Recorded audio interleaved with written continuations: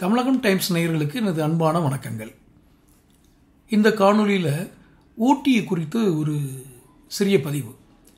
ஏன் ஊட்டியை பற்றி பேசுகிறோம் அப்படின்னா, ஊட்டி பொதுவாகவே குழு பிரதேசம், பெரிய பாலிவுட் நடிகர்கள், நம்ம தமிழ்நாட்டை சேர்ந்த திரைப்பிரபலங்கள், அரசியல் பிரமுகர்கள் எல்லாத்துக்குமே ஊட்டியில் ஒரு காட்டேஜ் இருக்கும். மேக்சிமம் ஓய்வெடுப்பதற்கான ஒரு இது. முன்னாள் முதல்வர் கூட அதுக்கு பக்கத்தில் இருக்க குடநாடு எஸ்டேட்லாம் தங்கியிருந்தார், ஜெயலலிதா அவர்கள்.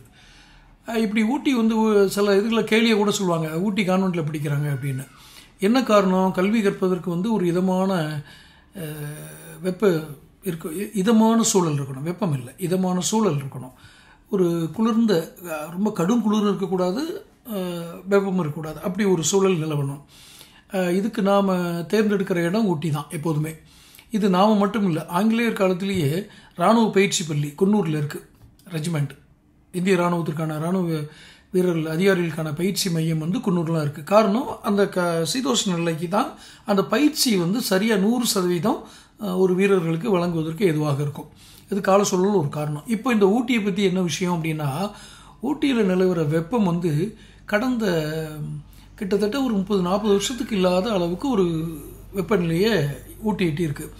இதனால் என்னென்ன பாதிப்புகள் வருது அப்படின்னு பார்த்தீங்கன்னா, இதை குறித்து ஒரு கள ஆய்வு. அப்போது இப்போ கொஞ்ச காலமாக 29.5 டிகிரி செல்சியஸ் வெப்பம் பதிவாயிருக்கு. அப்போ இது ஊட்டியில் பொதுவாக டிசம்பர் ஜனவரி மாதங்களில் 1 டிகிரி செல்சியஸுக்கும் குறைவாகவும், கோடை காலங்களில் குறைஞ்சபட்சமாக 12, அதிகபட்சமாக 24 தான் இருக்கும். இப்படியான நிலையில் இந்த ஆண்டு ஏப்ரல் 28 அன்னைக்கு தொடர்ந்து 5 நாட்களுக்கு உதவியில் 29 டிகிரி செல்சியஸ் பதிவாயிருக்கு. இது அரசாங்கத்தினுடைய தரவு. இப்படி ஏன் அதிகமான வெப்பம் பதிவாகுது அப்படின்னா, இதை பற்றி ஒரு சின்ன விளக்கம் கொடுக்குறாங்க. யார்? சென்னை வானிலை ஆய்வு மையத்தினுடைய இயக்குனர் பாலச்சந்திரன் என்ன கொடுக்குறாருன்னா, 1951ஆம் ஆண்டு காலநிலை ஆய்வு மையம் அந்த மையம் ஆரம்பிக்கப்பட்ட பிறகு 1969 ஏப்ரல் 11ஆம் தேதி தான் ஊட்டியில் 28.1 டிகிரி செல்சியஸ் பதிவாயிருக்கு. அதுக்கப்புறம் 1986 28.5 செல்சியஸ் பதிவாயிருக்கு. இதுவரையில் பதிவானதை காட்டிலும் இந்த ஆண்டு அதிகபட்சமாக 29 டிகிரி பதிவாயிருக்கு. இது உதயனுடைய சராசரி இதை விட 5 டிகிரி செல்சியஸ் அதிகம். இதனால் என்ன நடக்கும்? வெப்பம் அதிகமாகிறதுனால. அப்போ இதுக்கு என்ன காரணம்? முதல்ல அதை பார்ப்போம். காலநிலை மாற்றம், பருவ சூழல் எல்லா இடத்துலையுமே மாறுபடுது. சில இடங்களில் அதீத மழை, கனமழை, பேரழிவு ஏற்படுத்துது. சில இடங்களில் மழை இல்லாமல் போயிடுது. அப்படியான காலநிலை மாற்றம் தான் ஊட்டிக்கும் வந்திருக்கு. எல் நினோ பாதிப்புன்னு சொல்லுவாங்க. எல் நினோ பாதிப்பை பற்றி தனியான ஒரு பதிவே என்னோட இதில் இருக்குது, பாருங்கள். எல் நினோ பாதிப்பு. நீலகிரியில் கடந்த 25 வருஷமாக நடந்த சூழல் மாற்றங்கள், நிறைய கட்டடங்கள் கட்டுறது, காடுகளை அழிக்கிறது, அதிகபட்ச வெப்பநிலை உண்டாகிறதுக்கான எல்லா காரணிகளும் கடந்த 25 வருஷமாக நடந்திருக்கு. அதனுடைய விளைவு தான் இப்போது அந்த பாதிப்பு. சரி, என்னென்ன பாதிப்புகள் வந்திருக்கு? 50% காய்கறிகள் விளைச்சலில் பாதிப்பு வந்ததாக அங்கே இருக்க காய்கறி உற்பத்தி விவசாயம் பண்ணவங்க சொல்கிறாங்க. என்ன இதில் இது அப்படின்னு பார்த்தீங்கன்னா, கேரட்டு, முள்ளங்கி, பீட்ரூட்டு, ஸ்ட்ராபெரி அங்கே தான் இதாகும். அதாவது பூமிக்கு அடியில் விளையக்கூடிய கிழங்குகள் வகையிலேருந்து ஸ்ட்ராபெரி மாதிரி பழங்கள் வரைக்கும் ஊட்டியினுடைய சீதோஷ நிலைக்கு தான் அது அந்த காய்கறிகள் நல்ல உருப்படியாக வரும். இல்லைன்னு சொன்னால் பாதிப்புக்குள்ளாகும். இப்போது கேரட்டில் வெடிப்புகள் ஏற்படுது பூமிக்குள்ளே. அப்போ வெப்பம் எங்கே போய் தாக்குதுன்னு பாருங்கள். அப்போ 5 டிகிரி சராசரியோட கூடுதலாச்சுன்னா வளிமண்டலத்தில் மட்டும் இல்லை, பூமிக்குள்ளேயும் அந்த வெப்பம் தாக்கும். அந்த வெப்பம் தாக்குறதுல கேரட்டோடைய வெடிப்புகள் வருது. வெடிப்புகள் வந்தால் கேரட்டு மட்டும் இல்லை, பீட்ரூட், காய்கறிகளெல்லாம் வெடிப்பு வருது. சரி, இது மட்டும்தானா? இல்லை, பூச்சிகளோட தாக்குதல் அதிகமாகுது. என்ன? நன்மை செய்யக்கூடிய பூச்சிகள்னு இருக்குது. பூச்சிகள்லேயே காய்கறி தோட்டங்களுக்கு நன்மை செய்யக்கூடிய பூச்சிகள், அவைகள் என்ன மாதிரி நன்மைகள் செய்கிறதுங்கிறது நுண்ணுயிர் ஆராய்ச்சியாளர்கள் ஒரு பதிவு போடுறாங்க. இப்போது இந்த வெப்பம் அதிகமானதுனால நன்மை செய்யும் பூச்சிகளை தவிர்த்து தீமை செய்யும் பூச்சிகள் அதிகமாயிடுச்சு. அப்போ இவங்க என்ன பண்ணுறாங்க? இது வரைக்கும் இவங்க ஒரு 50 ml பூச்சிக்கொல்லி மருந்து பயன்படுத்துனாங்க அப்படின்னா, இப்போ 100 ml பயன்படுத்த வேண்டியிருக்கு. பூச்சிக்கொல்லி மருந்து அதிகமாக பயன்படுத்தினா என்ன ஆகும்? காய்கறியோட தரமும் கெட்டு போகும். அப்போது ஊட்டிக்கு காய்கறி பாகுபாடு மட்டும்தான் பாதிக்கப்படுதா? இல்லை, அங்கே இருக்க முக்கியமான சில ஆறுகள். என்ன ஆறுகள்?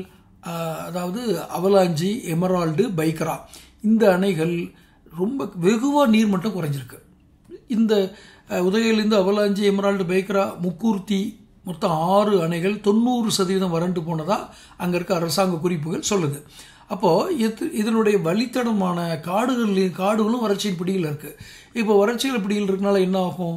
காடுகளில் இருக்கிற மிருகங்கள் அந்த உணவு தேடி நீர் தேடி என்ன குடியிருப்பு பகுதிக்குள்ளே வர ஆரம்பிச்சிடும். இது மட்டும் இல்லாமல் ஏன்னா இந்த மாவட்டம் நீலகிரி மாவட்டம் பார்த்திங்கன்னா 3 மாநிலங்களோட எல்லையாக இருக்கும். கேரளம், தமிழ்நாடு, கர்நாடகா.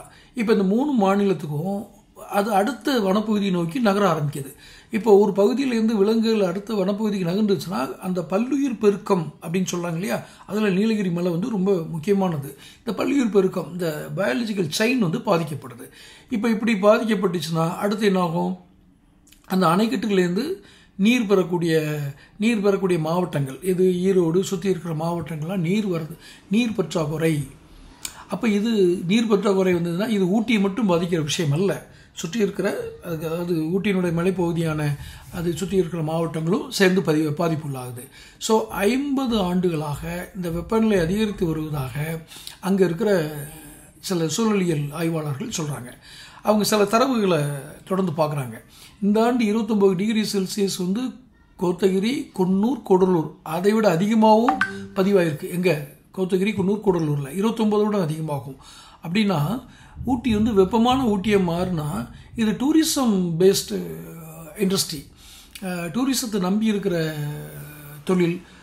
தேயிலை தோட்டங்கள் அதிகமாக இருக்கும். தேயிலை தோட்டங்கள், மண்ணுக்கு கீழே விவசாயம் விளையக்கூடிய காய்கறிகளை பயிரிடக்கூடிய விவசாயிகளுடைய வாழ்க்கை, விலங்குகள் வழித்தடம் மாறி வர்றது, நீலகிரியை சுற்றி இருக்கிற மற்ற மாவட்டங்களுடைய நீர் ஆதாரம் பாதிப்பு, இப்படின்னு பல்வேறு பாதிப்புகளை உண்டாக்குது. என்ன செய்யலாம்? இதுக்கு தொடர்ந்து என்ன பண்ணுறாங்க அப்படின்னா, பூச்சி தாக்குதல் அதிகரித்து காய்கறி கணிசமாக பாதித்துள்ளனால கொஞ்சம் தேவையான விவசாய அறிவுரைகளை சொல்கிறாங்க. இன்னொன்று, இந்த ஊட்டிக்கு வர்றவங்க தனித்தனி வாகன பெருக்கம் அதிகம். ஏன்னா ஊட்டிக்கு வந்து கொஞ்சம் கோடை காலத்துக்கு ஒரு வெப்பநிலை காரணமாக ஊட்டிக்கு வந்தால் நல்லா இருக்குன்னு வர்றது. இப்போ அதிகமான வாகனங்களுடைய எண்ணிக்கையினால் என்னாகும்? வெப்பம் அதிகரிக்கும். அப்போ என்ன பண்ணுறாங்கன்னா, மொத்தமாக ஒரு பஸ்ஸில் போங்க, ஒரு காரில் 2 பேர் போகிறதுக்கு பதிலாக 4 காரில் இருக்க 8 பேர் சேர்த்து ஒரு பஸ்ஸில் போனீங்கன்னா அந்த கார்பன் உமிழ்வு, கார்பன் எமிஷன் வந்து குறையும். கார்கள்லேருந்து வெளியேற்றக்கூடிய அந்த புகை எமிஷன் குறையும். அப்போது காலநிலைகளை ஓரளவு கட்டுப்படுத்தலாங்கிறது அதோட எண்ணம். எதிர்காலத்தில் பேட்டரி கார்கள் இயக்கலாம் அப்படின்லாம் சொல்கிறாங்க. ஸோ தொடர்ந்து இது வந்து ஊட்டிக்கு மட்டும் ஏற்பட்ட பாதிப்பு இல்லை, நம்முடைய தமிழ்நாட்டில் இருக்கிற பல மாவட்டங்கள்லேயும் இந்த மாதிரி ஒரு வெப்பநிலை உயர்வு, இது தமிழ்நாடு மட்டும் இல்லை, உலகம் முழுவதுமே புவி வெப்பமயமாதல் அப்படிங்கிறது குறித்து ஒரு விழிப்புணர்வு வந்துகிட்டே தான் இருக்குது. ஸோ தொடர்ந்து இந்த மரங்களை நடுவோம். குளிர் பிரதேசங்கள்லாம் இப்படி வெப்பமாக மாறிச்சுன்னா ஏற்படக்கூடிய பயாலஜிக்கல் செயின் பாதிக்கப்படுறது, இது மாதிரி பல நிகழ்வுகளை நம்ம சந்திக்கிறோம். அதனால் புவி வெப்பமயமாதலை தடுக்கிறது நம்ம ஒவ்வொருவருடைய கடமையாக இருக்கிறது. அதற்கு நாம் என்னென்ன செய்ய வேண்டும் என்பதை அவ்வப்போது நாமே சிந்தித்து நாமே செயலாற்றுவோம். இந்த சேனலை தொடர்ந்து சப்ஸ்கிரைப் பண்ணுங்கள், நோட்டிஃபிகேஷன் பெல் பதிவு பண்ணுங்கள். நன்றி, வணக்கம்.